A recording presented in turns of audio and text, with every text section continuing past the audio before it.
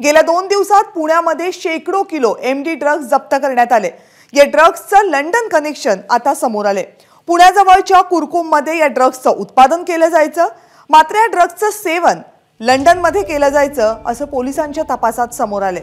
Ready to eat food पॅकेट्सच्या माध्यमामधून हे drugs लंडनला पाठवलं जायचं। दिवेश भुटिया, संदीप कुमार आणि संदीप यादव या 3 जणांवर ड्रग्ज लंडनला पाठवण्याची जबाबदारी होती। सांगली, पुणे आणि दिल्लीमध्ये या संपूर्ण प्रकरणाची चौकशी सध्या सुरू आहे।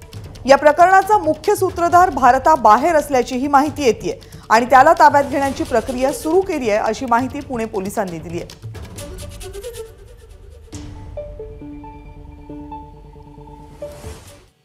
कालपासून सुरू असलेल्या पुणे पोलिसांच्या या कारवाईबाबत पुण्याचे पोलीस आयुक्त अमितेश कुमार यांनी काय माहिती दिली आहे बघूया। ती ऑलरेडी क्रिस्टलाइज झालेली आहे की ते लंडन येथे ते कन्साइनमेंट कुरिअरचे मार्फतीने जात होते।